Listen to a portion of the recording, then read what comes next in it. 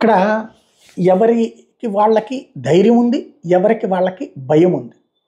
Telugu Desam party వాళ్ళు ఖచ్చితంగా తెలుగుదేశం గెలుస్తుంది. ప్రభుత్వ ఉద్యోగులందరూ వ్యతిరేకంగా ఓటేశారు.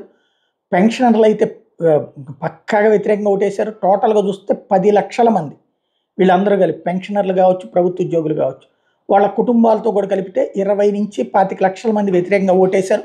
ప్లస్ ఒక్కొక్క ప్రభుత్వ ఉద్యోగి దాదాపు 4.5 లక్షల మంది ఉద్యోగాలు చేశారు కాబట్టి ఎలక్షన్ సందర్భంలో వాళ్ళు ఒక్కొక్కళ్ళు 10-50 మందితో వ్యతిరేకంగా ఓట్లు వేయించారు.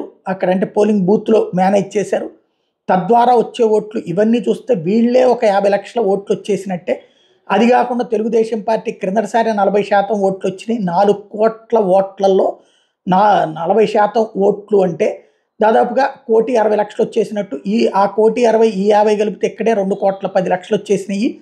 అది కాకుండా ఏదైతే జగన్ మీదన తీవ్ర కోపం, ప్రభుత్వ వ్యతిరేకత కారణంగా ఇంకొక 5%, 4 కోట్లో 5% చూసుకుంటే అదొక 20 లక్షలు వేసుకున్నా సరే ఆటోమేటిక్గా 2.5 కోట్లు మాకే వచ్చేస్తున్నప్పుడు గెలుపు మాదే, కూటమిదే గెలుపు అన్నటువంటిది తెలుగుదేశం పార్టీ వాళ్ళు వేస్తున్న ఎస్టిమేషన్. అయితే 150-170 సీట్లని మాత్రం ఎస్టిమేట్ వేయట్లేదు.